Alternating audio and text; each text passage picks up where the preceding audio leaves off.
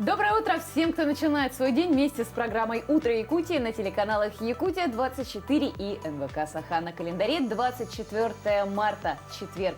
И это утро с вами встречаем мы, Руслан Ачиров и Полина Долинская. Сегодня в нашем выпуске будет очень много полезной информации. Ну вот, например, что делать, если у вас есть долги и на вас давят коллекторы. Ответим на актуальные вопросы. Также узнаем, что в аэропорту города Якутска появились нововведения. В тестовом режиме заработала автоматизированная камера хранения. Съездим, все проверим и обязательно покажем. Ну а также мы продолжим цикл сюжетов, посвященных столетию ЯССР. Сегодня мы услышим уникальный голос заслуженного артиста Республики Саха-Якутия Гаврила Колесова, который исполнил Аланхо Нюргун Ботур Стремительный. Какие нас ждут фильмы в эти выходные, мы узнаем, что подготовила киноафиша на этой неделе. А также напоминаем, что мы продолжаем конкурс двойников. Какие голливудские звезды проживают в Якутске.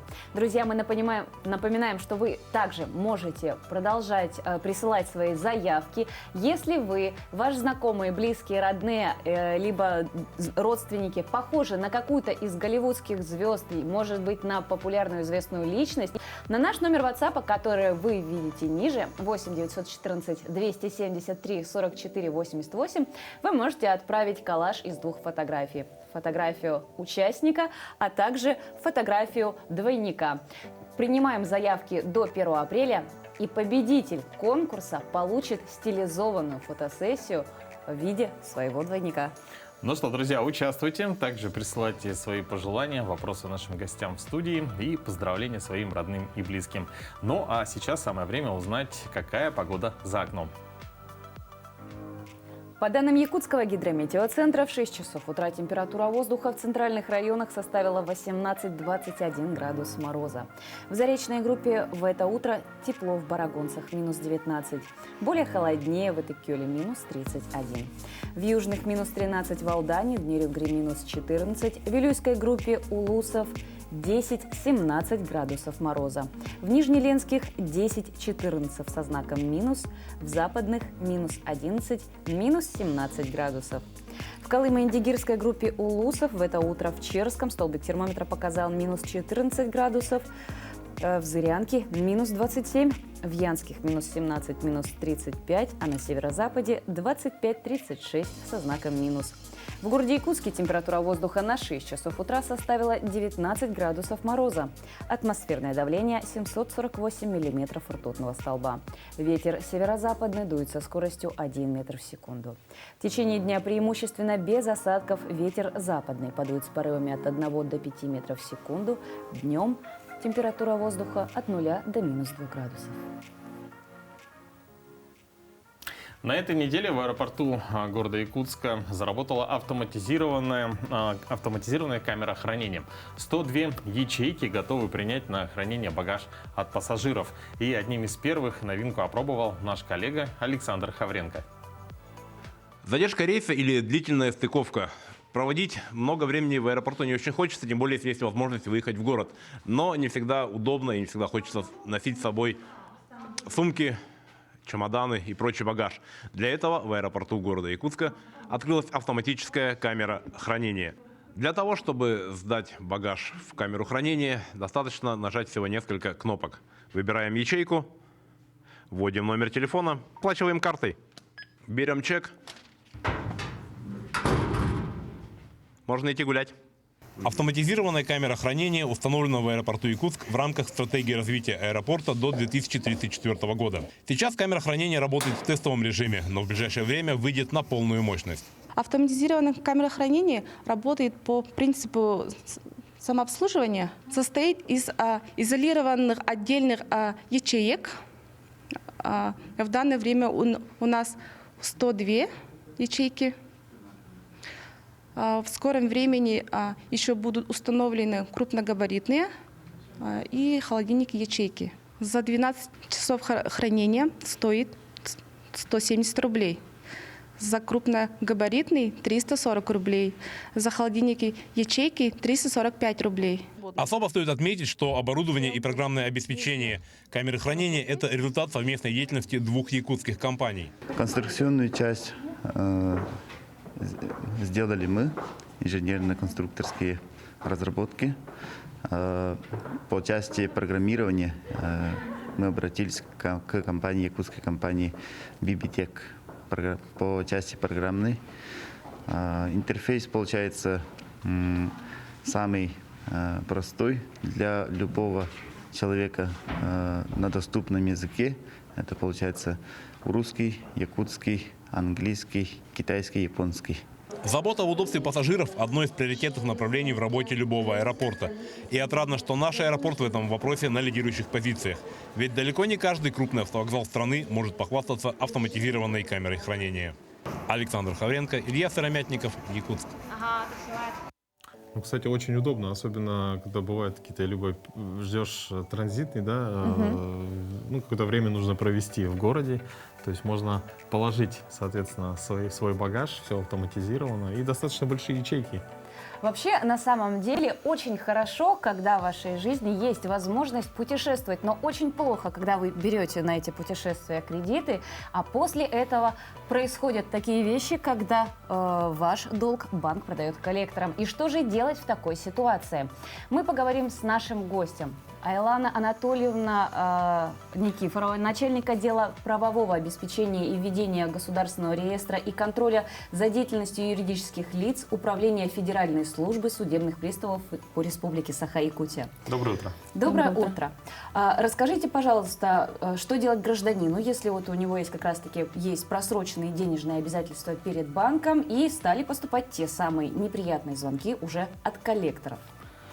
Необходимо отметить, что данные правоотношения между физическим лицом и коллектором регулируются федеральным законом номер 230 о защите прав и законных интересов физических лиц при осуществлении деятельности по возврату просроченной задолженности. Контрольно-надзорные функции в данном направлении осуществляет Федеральная служба судебных приставов. На территории республики это управление наше, Федеральная служба судебных приставов. Также данным законом предусмотрена обязанность коллекторам, право точнее, коллекторам взаимодействовать с физическими лицами путем личного взаимодействия, телефонных переговоров, СМС-уведомлений, также электронных и почтовых отправлений. Если рассматривать конкретно случаи телефонных переговоров, то, конечно же, на коллектора возложена обязанность представиться, также указать организацию, от которой он осуществляет взаимодействие с физическим лицом.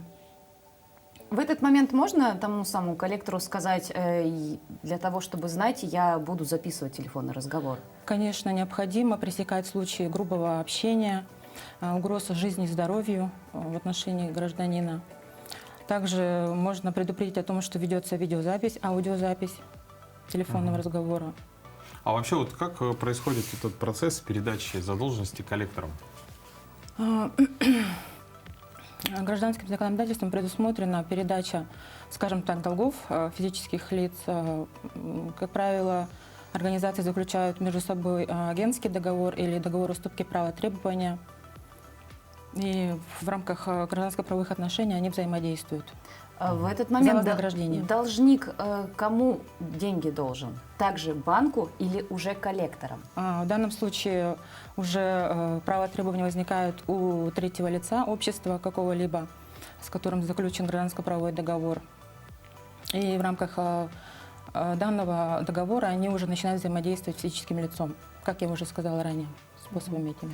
Ну, бывает такое, что, допустим, человек попал в сложную ситуацию, произошла просрочка кредита, который был продан коллекторам. С коллекторами удалось договориться, долг был погашен. А потом данный человек хочет повторить запрос в банк и взять еще раз кредит, но кредитная история уже имеет свою черную отметку. Коллектор должен, кроме того, чтобы взыскивать тот самый долг, доводить до сведения банка, чтобы очистить репутацию. Конечно, он должен уведомить гражданина о том, что имеется просроченная задолженность от того или иного кредитной организации, в интересах которой он осуществляет деятельность свою, и ставит в известность о сумме задолженности просроченной, возможно, пени наложенные. А вот куда граждане могут обратиться, если вот некие такие противоправные действия со стороны И что коллектора? входит как раз-таки в противоправные действия коллекторов? противоправные, это угроза жизни и здоровью, повреждение имущества. Данные события, конечно, необходимо обращаться в правоохранительные органы. Но тем не менее, необходимо тоже обращаться к нам, Управление Федеральной службы судебных приставов. Можно обратиться лично по адресу Лермонтова, 25, 6 этаж, а также через интернет-приемную Федеральной службы судебных приставов, которая размещена на официальном сайте управления. Если вот жалоба поступила, то какие меры принимаются, ну, вот, например, вами, да? Нами, конечно же, по результатам рассмотрения обращения принимаются меры. Это возбуждение административных дел в отношении недобросовестных коллекторов. В прошлом году как раз были изменения, внесены в законодательство, которыми законодатель наделил должностных лиц Федеральной службы судебных приставов составлять протоколы и рассматривать административные дела по статье 14.57 Кодекса административных правонарушений. Также в прошлом году были внесены изменения по размеру штрафа. Ранее он составлял до 200 тысяч рублей в отношении юридических лиц. Сейчас же уже от 200 до 500 тысяч рублей вплоть. Ну и напоследок, какие советы вы можете дать нашим телезрителям? Непосредственно советы, конечно, это хранить договоры подписанные, хранить чеки, квитанции. И вплоть до 3 лет после погашения долга даже рекомендую хранить. А вот, допустим, если оплата была через мобильные банки, то есть нужно ли распечатывать эти чеки? Или Скрины вот все этих вот это переводов. хранится как бы в электронном виде непосредственно в банке, через который была произведена Нет, электронный документооборот, он, конечно, хранится. В телефоне это все есть. Просто необходимо, если при обращении к нам, допустим, эти документы прикладывать необходимо. И, пользуясь случаем, хотелось бы обратиться к гражданам. При обращении к нам в управление сообщать в обращениях, с какой организацией был заключен кредитный договор. Желательно, конечно, приобщать скриншоты, которые отправлялись, СМС-уведомления, WhatsApp-уведомления бывают также. Если было взаимодействие путем телефонных переговоров, то обязательно, конечно, распечатку звонков. Как раз-таки управлением часто выявляются нарушения в этом направлении. По частоте взаимодействия нарушаются. И поскольку... Ну, спасибо, Айлана Анатольевна, вам за очень Полезную беседу, информацию. да. Да. Друзья, мы с вами продолжим буквально через некоторое время, после небольшой паузы.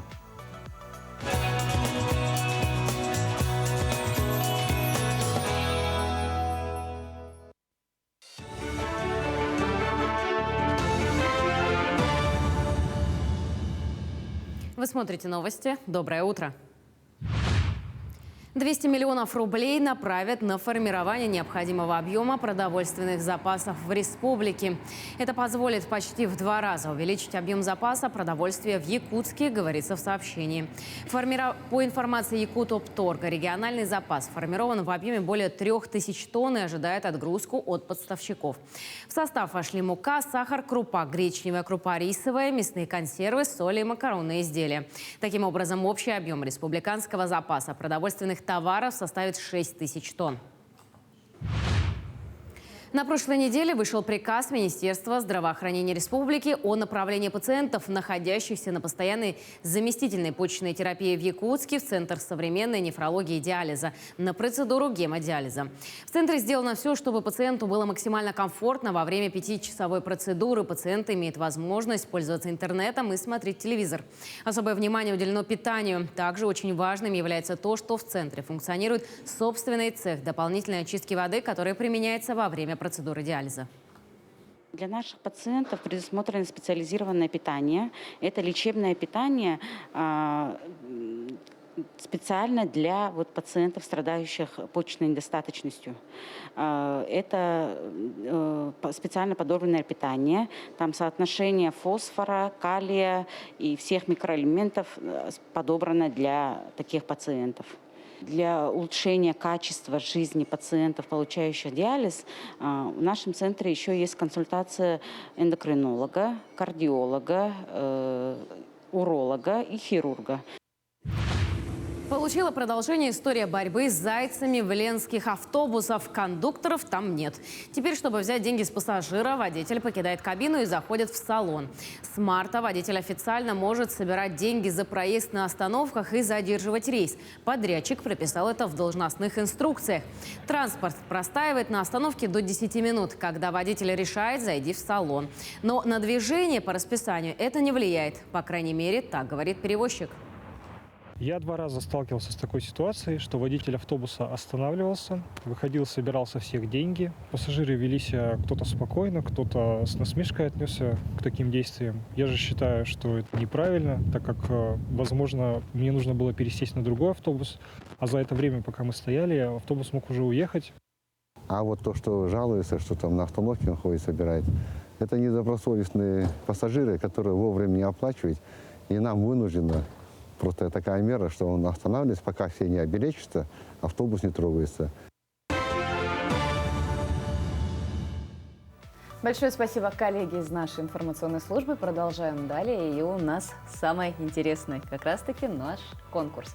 Вчера мы уже познакомили вас с несколькими нашими участниками. Мы показали вам фотографии одной из участниц Ольги Фроловой, которая похожа, вот это новая участница, которую мы хотим представить вашему вниманию сегодня. Ольга Фролова, методист Национальной художественной библиотеки нашей, которая очень похожа на известную актрису Мэрил Стрип. Действительно, очень большое сходство. Вот в этот момент, вот, кстати, на этих кадрах, я когда первый раз увидела, я сразу вспомнила фильм «Дьявол носит Прада». Я такая, боже мой, это что, Миранда Присли? И мы как раз-таки сами же и порекомендовали вот нашему спикеру, может быть, вы примете участие в нашем таком конкурсе.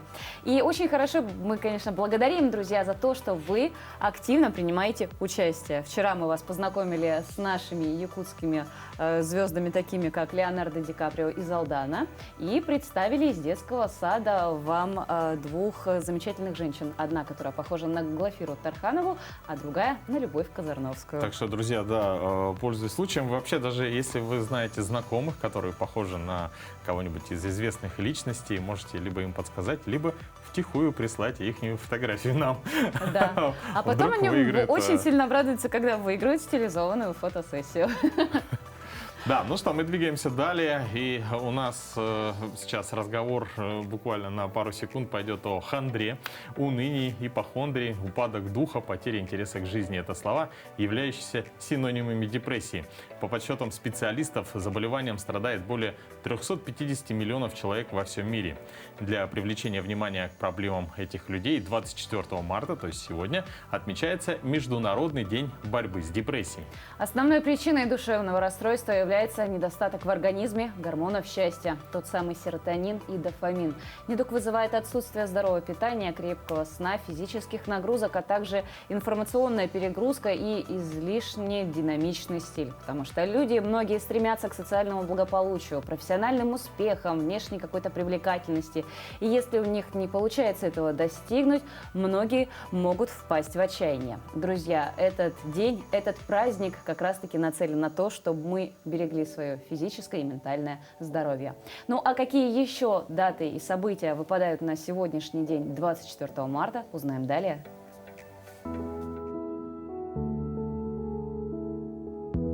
На календаре 24 марта.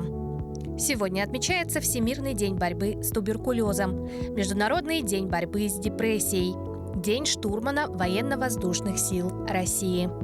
По народному календарю наступал Ефимов день. В этот день начинали работы в саду. Несколько примет было связано с кукушкой. При первых звуках голоса этой птицы нужно было брякнуть деньгами, чтобы водились. Пушистый иней в этот день обещал хорошую погоду. Если к концу марта заканчивались холода, можно было ждать теплого лета. В этот день английский изобретатель Ричард Тревитик получил первый патент на паровоз, опытным путем доказав, что сила трения гладких колес паровоза, а гладкие рельсы совершенно достаточно для движения. Запатентована первая топографская наборная машина. Начиная с изобретения книгопечатания и до этого момента набор производился только вручную. Роберт Кох выступил с сенсационным сообщением. Ему удалось выделить бактерию, вызывающую туберкулез. Эта болезнь в то время являлась бичом всей Европы и не только. В России ее называли чехоткой. В этот день родились Стив Маккуин, американский киноактер, Светлана Тома, советская и российская актриса театра и кино, Александр Буйнов, советский и российский эстрадный певец, актер, композитор, шоумен, Александр Серов, советский и российский эстрадный певец, композитор, поэт, продюсер, Джессика Честейн, американская актриса, продюсер. Именины сегодня отмечают Василий, Георгий, Ефим, Иван. В Музее истории и культуры народов Севера имени Емельяна Ярославского открылась выставка, посвященная 90-летию со дня рождения заслуженного артиста РСФСР, народного артиста ЯССР, лауреата Государственной премии Республики Саха-Якутия имени Платона Аюнского, писателя Гаврила Колесова. Сын колхозника еще ребенком увлекся народными песнями и сказками. Слушая, Алан Хасутов запоминал сюжеты и песни. В 1954 году впервые исполнил Аланхо Нюргун Батур Стремительный Платона Аюнского. О самородке из народа материал Ирины Григорьевой. Здесь его блокноты, записная книжка. Экскурсовод Виктор Николаевич Перчатка достает бесценный экспонат. Это рукописи величайшего из Алан Хасутов XX века. Самородок из народа Гаврил Колесов был не просто артистом, певцом, писателем. Он внес огромный вклад в сохранение якутского языка и национальной культуры. В 1954 году впервые исполнил Аланхо Нюргун Батур Стремительный Платона Аюнского. Работал артистом в Якутском драмтеатре. Им создан целый ряд острохарактерных образов в драматических и музыкальных спектаклях. Каждый образ – эталон для последующих поколений артистов. Рукописи, они действительно работают как машина времени, особенно если их читать, если вникать в них, потому что это позволяет человеку погрузиться в, скажем так, заглянуть в голову очень неординарному, одаренному человеку. Судьба вела Гаврила Колесова через множество испытаний. Закончил он всего 3 класса. Малолетку назначили поводырем быка, носильщиком еды сенокосчиком, сборщиком колхозных урожаев, а дома он ухаживал за детьми старшей сестры. В 15 лет он возглавил художественную самодеятельность родного села Батора, а в 16 лет стал завклубом. Сдавая в якутское колхозное мясо, однажды он решился пройти прослушивание в радиокомитете у Галины Кривошапко и был принят в хор. Дальнейшая карьера была стремительной. На выставке представлены книги, рукописи, награды Гаврила Колесова. Около 100 фотографий, личные вещи, которые на выставку передала его дочь Оксана Гаврильевна. Но главное его наследие – это его голос. В 1968 году он записал полный текст «Аланхо Нюргун Батур Стремительный».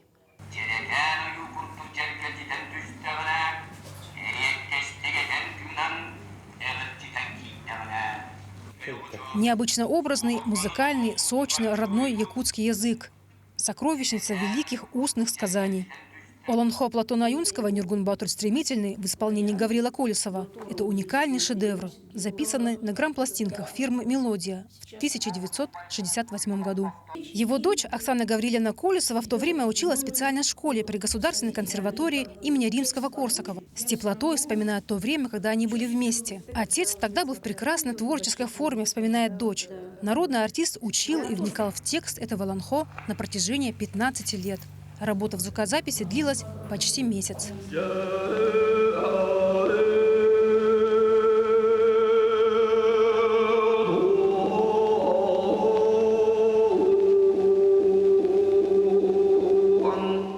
Это был уникальный творческий подвиг уникального человека.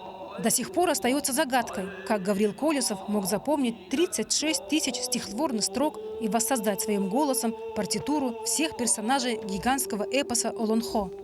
Необычные колоритные образы созданы Гаврилом Колесовым. Легендарного Нюргуна, юного Юруньолана, красавицы Туяры Мако, женщины-богатыря прекрасна Квис Нюргун, богатырей Нижнего мира. Вот Усутакы, Эсех Харбия и многих других. Песня, конечно, она уникальна сама по себе.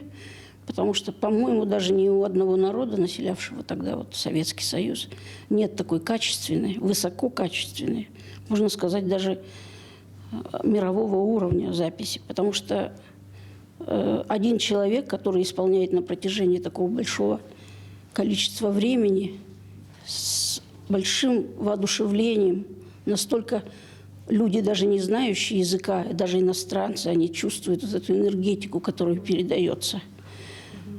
За кадром титанического труда стерлись многие факты. Например, легендарный зал придворной капеллы не подошел для записи певца-декламатора. Приходилось даже перед записью выносить на сцену огромные деревянные акустические щиты и сооружать из них подобие шалаша, а по окончании записи демонтировать. И даже с оформлением пластинки связано много историй. Мною найдена в нашем архиве открытка от Пухова, научного руководителя записи, который уже после окончания записи отправил письмо, поздравление с 7 ноября, и в нем он сетовал на то, что не прислушались к его мнению и взяли в оформители, то есть в иллюстраторы этой записи и содержание Олонхо художника, графика Валериана Васильева. Но это совершенно правильный, единственно возможный, как теперь показало время, выбор именно графического видения, потому что мне кажется, что графика, она передает какие-то архаичные черты древности. Главным делом жизни Гаврила Колесова была популяризация лонхо. Народный артист знал и исполнял лонхо многих авторов. Эти записи есть в фондах радио. После первых передач начали мешками приходить письма от восторженных слушателей из разных уголков республики. Люди собирались у радиоприемников в клубах, сельсоветах, всюду, где только были громкоговорители. Они все вместе слушали. Это был какая-то вот каждый день была какая-то акция по возрождению и звучания, и знакомства всех, и все вбирали в себя. Ну вот получилось так, что вот в крови у нас остался этот эпос благодаря вот такому невероятному подвигу нашего Гаврила Гавриловича Колесова, который благодаря своим природным гениальным способностям абсолютного слуха, потому что это невозможно. Вот даже Марк Николаевич Жирков, он всегда ходил со скрипочкой, да, чтобы и ноточку подобрать, вот какая там нота-то, чтобы записать ее. А этот человек, у него просто была, он весь был как вбирающий музыку, вот этих, все тонкости. Известно, Аюнский как-то пророчески предрек, что скоро родится тот, кто сможет исполнить его лонхо целиком. И это сделает лонхо бессмертным. Нам повезло. Мы обладаем живым наследием, оставленным двумя уникальными людьми – Платоном Аюнским и Гаврилом Колесовым. Ирина Григорьева, Григорий Николаев, Георгий Григорьев, Якутск. Действительно уникальные кадры. Да. А послушать звук еще из пластинки, это дорогого стоит.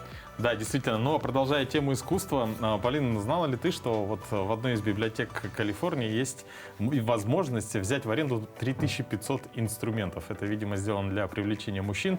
А в Финляндии в одной из библиотек есть специальная комната караоке. Куда бы ты пошла? Слушай, не хотелось бы хвастаться, но у меня, как у девушки, есть свой набор инструментов. Я бы отправилась в библиотеку, где можно петь песни.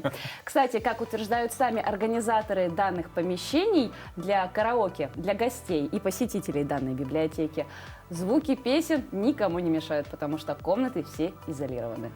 Да, ну а сейчас мы предлагаем вам посмотреть небольшой сюжет про библиотекарей. Здравствуйте, меня зовут Павлова Васса Васильевна. Я работаю главным библиотекарем отдела комплексного обслуживания Национальной библиотеки Республики Саха-Якутия. В профессию я пришла случайно, можно сказать, потому что первой библиотекой, где я работала временно, стала библиотека, в которую ходили мои дети. Меня пригласили поучаствовать в мероприятии, проводимом библиотекой, прочитать стихи. После этого как-то случайно так оказалось, что я вышла временно на работу. Моя профессия мне очень нравится тем, что ты постоянно находишься в состоянии постоянного развития. Сейчас в своей работе мы общаемся не только с теми читателями, которые пришли в библиотеку искать какую-то определенную книгу или определенную информацию. Мы сейчас общаемся с пользователями, выполняем его запросы через удаленные источники связи, так скажем. Да? Например, это колл-центр. Любой человек может нам позвонить с вопросом, как найти какую-то литературу. Если у нас какая-то статья, мы обязательно ему поможем. Современный библиотекарь технически должен быть очень подкованным, уметь оперативно реагировать на, так сказать, изменения на времени.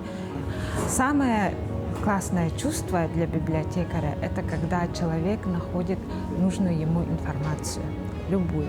Даже если он сказал, я хочу найти ту красную книжку, которую я читал в детстве, он не помнит ни автора, ни названия, он вспомнит сюжет и скажет, как мне ее найти.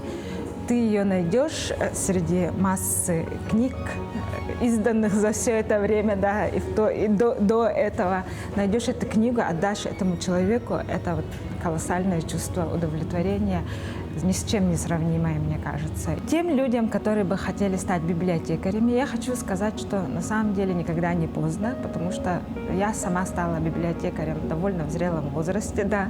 Первое мое образование – это филология. Буквально в позапрошлом году я получила диплом бакалавра, закончила Арктический государственный институт культуры и искусств. И я вот призываю тем, кто хочет, попробовать себя в профессии, не переставать учиться, узнавать что-то новое всегда. А сейчас наша традиционная рубрика «Пусть мама придет». Сегодня мы познакомим вас с родными братьями Мишей, Колей и их сестрами Машей, Настей и Сашенькой. Дети в силу определенных причин оказались в учреждении для детей-сирот и детей, оставшихся без попечения родителей. И мы очень надеемся, что для Миши, Коли, Маши, Насти и Сашеньки найдутся те, кто сможет принять их в свою семью. Знакомьтесь, братья Миша и Коля и их сестренки Маша, Настя и Сашенька.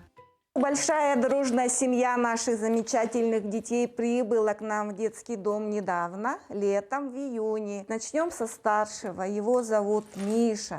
Это самый старший брат, он опора всех этих детей. Дальше у нас идет средний брат Коля, мастер на все руки. Вот у нас недавно привезли мебель. И Коля своими руками собрал 14 шкафов. Что Коля, что Миша – это вот такие настоящие старшие братья. Младшие девчонки всегда могут обратиться за помощью. Дальше у нас идет Машенька. Она у нас любит рисовать, петь, танцевать. Вот недавно она показывала моду. Настенька и Сашенька – это вообще две наших любимицы нашего центра. Они очень ласковые, талантливые, везде участвуют. Вообще это такая дружная семья, они все как один. Любимое увлечение братьев – рыбалка. Какую самую большую рыбу вы поймали? Я на удочку, щуку. У сестренок есть как общие увлечения, так и свои интересы. Я с детства занимаюсь боксом, с 4 лет. Я люблю со своими младшими сестрами играть. И еще я хочу стать, когда вырасту, военным. Настя, расскажи мне, что ты любишь делать. Я люблю рисовать. Я любила новогодний ешь. Там живут ешабубы. Я люблю рисовать. И когда я хочу вырасти, я хочу стать поваром. Наши братья нас подкидывают на руках наверх. И мы любим заниматься в спортзале. Спортзал – любимое место детей. Здесь они занимаются под руководством преподавателя и с огромным желанием учатся играть в теннис, дартс, занимаются на тренажерах. Мы очень надеемся, что для Миши, Коли, Маши, Насти и Сашеньки найдутся те, кто сможет принять их в свою семью.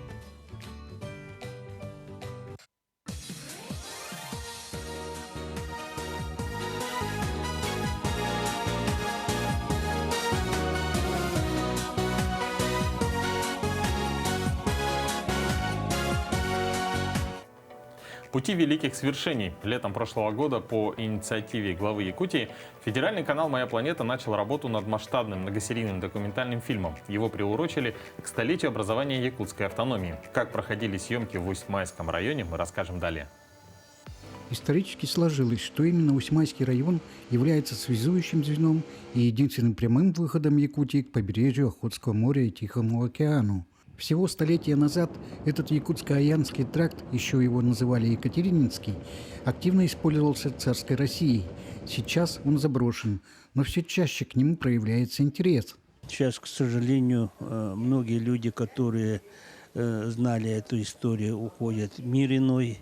Мы должны истину оставить своим потомкам, чтобы потом они знали, что было и как было, и ошибки тех времен не повторять им. Для этого нужна история.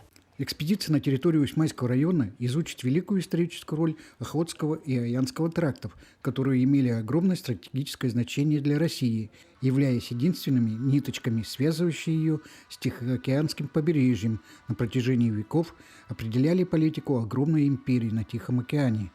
Наша экспедиция не только географическая и историческая, да, а просветительская.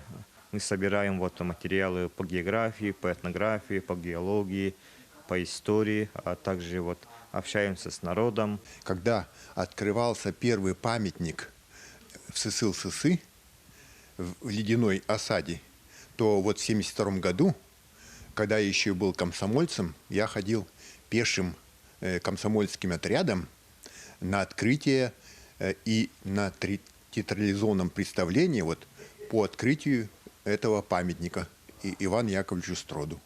Главная цель экспедиции – это привлечение внимания общественности и популяризация уникальной истории Якутии к путям великих свершений нашего народа, промышленному освоению нашей республики, в деятельности Охотского и Аянского трактов, событий гражданской войны на примере Усть-Майского улуса. Наш проект с прошлого года снимает фильм «Пути великих свершений», который телеканал ВГТРК федеральный занимается. Мы в прошлом году снимали первую серию, это «Первопроходцы». В этом году планируется продолжение этого фильма, и это будет называться «Время командора», «Время Витуса Беринга». Собранные материалы будут использованы в освещении вопросов сохранения историко-культурного наследия, выпуска фильмов, телепередач и новых альбомов в серии «Пути великих свершений», материалу для средств массовой информации Русского географического общества. Юрий Таюский, Тимур Канаев, поселок Усть-Мая. В Якутске 25 марта начнется стартап-тур. На протяжении 10 лет фонд Сколково проводит мероприятия, направленные на поиски лучших технологических решений и популяризации инновационного предпринимательства в регионах в России. Уже на этой неделе стартап-тур вновь соберет на своей площадке единомышленников. Конкурс состоит из нескольких направлений. Информационные, биотехнические, биотехнологии в медицине и в сельском хозяйстве, энергетические и индустриальные технологии. На выставку «Стройиндустрия Севера-2022» приехал изобретатель, патентообладатель греющих окон «Термоглаз» Александр Костюченко, генеральный директор «Термоглаз». Доброе утро. Доброе утро. А также Александра Дегтярева сегодня у нас в студии. Это генеральный директор «Термоглаз Якутия». Доброе утро. Доброе утро. Расскажите, пожалуйста, что это такое «Термоглаз» и как это будет нам полезно в Якутии? Разработка на самом деле была совсем направлена не на окна, что мы сейчас непосредственно производим. Мы изобретали обогреватель. Но так вышло, что он получился прозрачным. Да, парадоксально. Но здесь появилась идея, почему бы не сделать окна, которые заменят батареи в доме. И, как мне показалось, что наиболее это будет актуально на самом деле применение на Крайнем Севере, где очень холодно. И в то время мы познакомились с Александрой, она заразилась этой идеей, мы начали это развивать. В моей компании уже 11 лет, и 2 года мы уже представлены в Якутии, и уже вместе с ней сделали 40 объектов. И эти окна действительно греют якутян в холодные зимы. Ну сейчас на экранах у телезрителей, да, это производственный процесс. А как окна «Термоглаз» могут изменить архитектуру города и частного сектора в условиях Крайнего Севера? Неужели у всех жителей города Якутска наконец-то появятся те самые панорамные окна? Да. Как раз вот для панорамных окон это вообще наилучшее решение в условиях Крайнего Севера. И действительно наши окна греют Якутию. Уже как показала практика, люди очень довольны. То есть уже в Якутии уже установлено? Да, Александра, в за 2 частном года секторе. как себя уже зарекомендовала вот данная продукция? Отзывы очень положительные, и все довольны. Зимы, потому что у нас были очень такие разные. Одна была очень холодная, это была более комфортная. И все нормально? Да, все нормально. Мы проводили опыт вместе с Институтом физико-технических проблем Севера. И как раз в этом отчете института говорится о том, что эти наши окна термоглаз рекомендованы в условиях Крайнего Севера для панорамных окон. Те жители, граждане, которые данную продукцию устанавливают, они могут отказаться от батареек? Ну, здесь, скажем так, надо рассчитывать на самом деле. То есть, если это полностью стеклянный дом, ну что не всегда бывает, да, то, конечно, можно, потому что они генерируют достаточно много тепла. Ну и, соответственно, если, конечно же, маленькое окошко, да, и желательно устанавливать такое электрообогреваемое, ну и плюс какой-либо источник, это теплый пол, либо батарея, но только уже не под окном, потому что нам не с чем бороться, не идет холод от окна. У нас же 40% тепла, в принципе, уходит через окна. И почему мы ставим радиаторы под окно? Чтобы бороться с этим холодом, который пытается попасть в наш дом. Ну вот здесь у нас образец, в студии да, образец находится. Я вижу, что здесь есть... Это кабель это образец, 220. Да. И вот вы перед тем, как зайти в студию, его вытащили из розетки, и вот эта часть, она теплая. То есть с этой Это стороны... в течение какого времени нагрелось? В течение 5 минут. То есть фактически он 5 минут нагрелся, и теперь будет около 10 минут Как оставать. это работает? Оно нагревается в течение всего времени, пока находится включенным в розетку, потребляя электроэнергию, или можно нагреть, допустим, в течение 10 минут, и это обеспечит 3-4 часа тепла в квартире? Работает это по принципу, то есть вы включаете, выставляете на терморегуляторе нужную комфортную температуру в автоматическом режиме. Подается напряжение, он нагревает это стекло, и как только будет температура достигнута, автоматически отключается, при этом после ничего не потребляет. Как только температура упадет на 1-2 градуса, автоматически включилась и опять продолжает нагревать. То есть он может работать 5-10 минут в час, при этом потреблять незначительные затраты по электроэнергии. То есть на счетчиках не особо скажется. Да, у нас есть проекты, где в Москве, да, мы проводили специальные эксперименты, очень показательные. В квартире, в студии, человек просто снял батареи и установил эти окна. А по новому закону сейчас все дома уже строятся с тепловыми счетчиками. Он просто перекрыл отопление и начал отапливаться этими окнами. И у него получилось, что в 3 раза дешевле, чем центральное отопление по деньгам и сравнению. А все потому, что когда он уезжал с работы, он понижал температуру автоматически. Когда приезжал, автоматически она поднималась. Это некий такой умный дом, да? Умный получается? дом, да. При этом за вполне адекватные деньги, а экономия, один раз установив, вы можете экономить всю оставшуюся жизнь. Потому что гарантия и срок службы этих устройств, скажем, климатической установки, она не менее 50 лет. Александра, ну и какие перспективы от интеграции в строительном рынке Якутии, как раз-таки данная продукция? Я вижу будущее Якутии с панорамными окнами, с измененными архитектурными решениями. Приглашаю к сотрудничеству архитекторов и дизайнеров, оконщиков, всех приглашаю к сотрудничеству с нашей компанией «Термоглаз». И сегодня у нас проходит последний день выставки «Стройиндустрия-2022». Приглашаем всех жителей на эту выставку. И приходите, пожалуйста, потрогайте, ощутите тепло прикоснитесь к теплу нашего стекла. Мы вас благодарим. Большое спасибо за очень интересную информацию, интересное изобретение. Мы желаем вам удачи. Действительно, Спасибо. друзья, мы вас приглашаем также прикоснуться к теплу, и пусть вам будет тепло не только летом, но и среди зимы. А мы двигаемся далее и узнаем, что же интересного для нас подготовили кинотеатры в эти выходные. Доброе утро! Широкую аудиторию на этой неделе приглашают в кино на семейную комедию «Моя ужасная сестра». В фильме снимаются Глюкоза и Владимир Яглыч, но главные герои не у них. Следить зрители будут за приключениями юных дарований. Сюжет у истории знакомый, зато проверенный. Десятилетние Маруся и Лена вот-вот станут сводными сестрами. Мама первой и папа второй влюбились друг в друга и решают пожениться. Но девчонки категорически против этого. Нетрудно догадаться, что за этим последует. Без 5 минут родственницы решают поссорить взрослых, но получится ли у них это? Помирятся ли они и будут ли жить вместе долго и счастливо?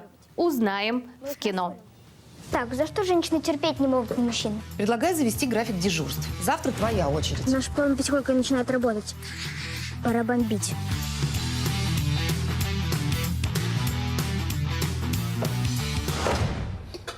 Вкусно. Можно немножко кофе? На широкие экраны выходит отечественная анимационная приключенческая комедия «Финик». В названии нет опечатки, речь не о вкусном сухофрукте. Фиником кличут главного героя истории домового. Он добрый и забавный, но немного вредный и озорной. В дом, в котором он обитает, въезжают новые жильцы. Финик знакомится с девочкой Кристиной, а в городе тем временем начинают происходить необъяснимые события. Таким непохожим друг на друга Финику и Кристине придется объединиться, чтобы раскрыть тайну происшествий и спасти город. Полиция бессильна перед невидимым преступником. Только отважная девочка и первый в мире сыщик домовой могут спасти город. Джессика с 2 маленькими детьми живет в ветхом доме в сельской глуши. И ей придется проявить немалую изобретательность, чтобы выбраться из кладовки, где ее заперли, и спасти детей. Таков синопсис нового камерного психологического триллера «Взаперти». Пусть это независимый фильм всего с 5 актерами, однако по накалу напряжения может сравниться с серьезными масштабными проектами. Кинолента действительно получилась нервной, жуткой и очень убедительной. Дай мне помочь тебе.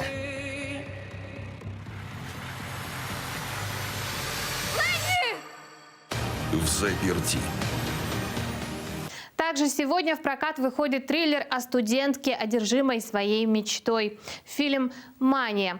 Первокурсница Алекс записывается в университетскую команду по гребле для получения полной стипендии.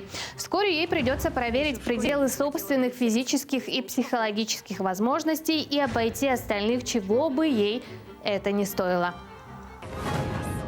Ты не понимаешь, сколько сил нужно, чтобы стать лучше всех! Скоро вернусь.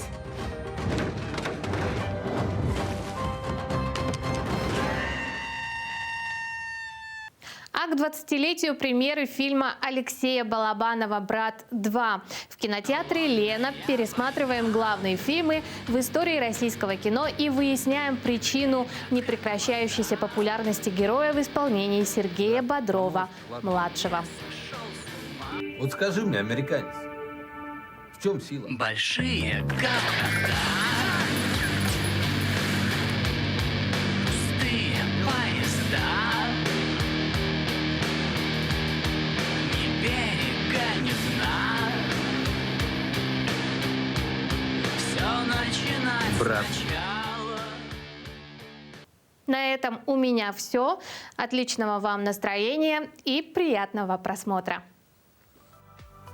Действительно, очень хорошие у нас такие киноафиши получились, и есть чего ждать, и есть что повторить, и чего не стыдно посмотреть в несколько раз подряд. Ну, а прямо сейчас к нам присоединился наш новостной обозреватель Валерия Наумова с последними актуальными новостями.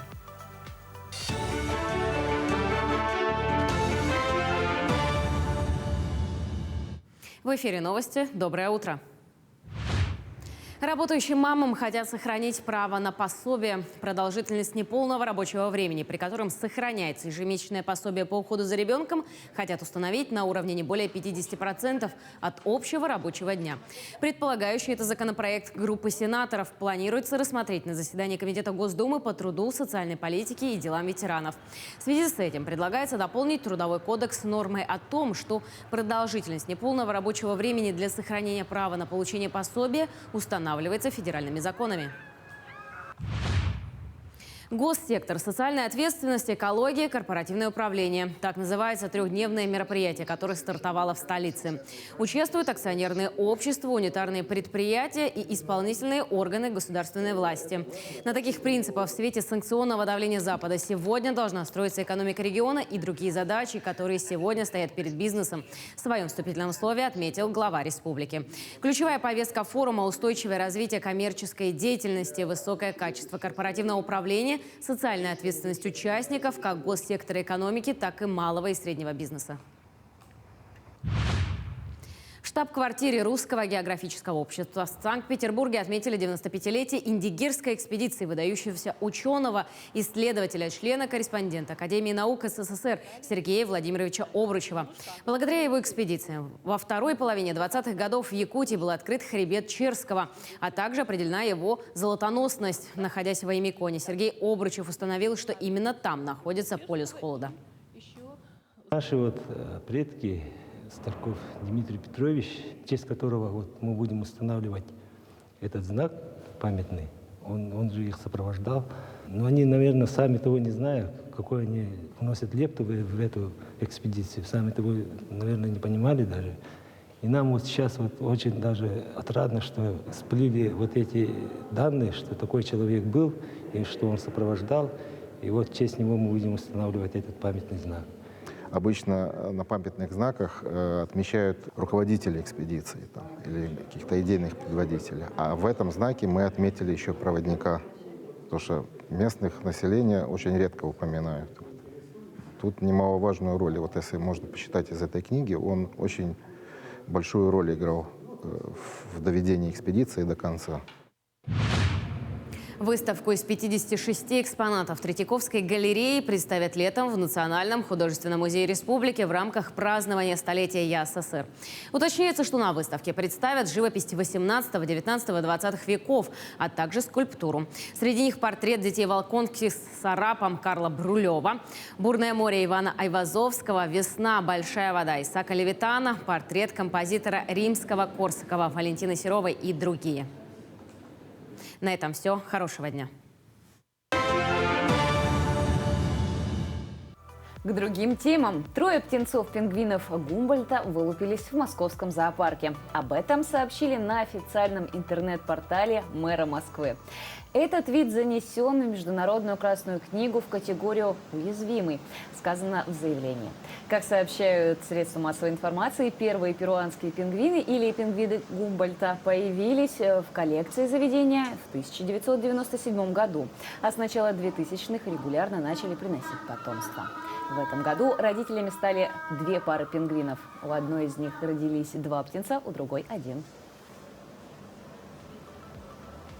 Ну а Амгинская станция юных натуралистов совместно с инспекцией экологии ежегодно проводит акцию «Подкорми птиц».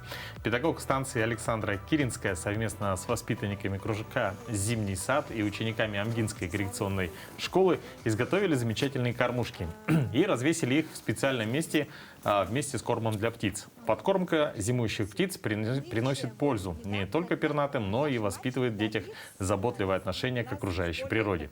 Также инспекторы экологического надзора рассказали детям о перелетных и зимующих птицах. Учащиеся приходят, делают свои кормушки, скворечники и кормят зимующих птиц. Орнитофауной они увлекаются уже 5-й год. И каждый год, каждый месяц кормят птиц. У нас в Амгинском районе расположено очень много кормушек. Например, на 5-м километре около парка и около детсадов, школ. И вот здесь у нас сегодня. Очень хорошая традиция, вот особенно в условиях Якутии, когда лютые зимние морозы, я думаю, что многим вот животным обязательно нужна вот подобная вот помощь от людей. Ну и вообще всем давно известно, что именно милосердие, милое сердце можно развить. И делается это с самого детства. И вот такие вот акции – это как раз-таки очень хороший вклад в дальнейшее развитие человека в жизнь. Ну, а мы, друзья, завершаем наш эфир. Хотим напомнить о том, что мы принимаем заявки на участие в конкурсе двойников, результаты которого мы объявим 1 апреля. Свои заявки отправляйте по номеру телефона, который вы видите ниже, 8 914 273 44 88. Ну и напомним, главный приз – это фотосессия для победителя. Но мы желаем вам отличного настроения, бодрого утра и такого же бодрого дня, чтобы все планы, которые вы на сегодня поставили, обязательно сбылись. Ну и, конечно же, увидимся с вами завтра. Хорошего вам настроения. Мы старались, чтобы ваше утро было действительно добрым. Встретимся, но уже завтра на телеканалах Якутия-24 и НВК Саха.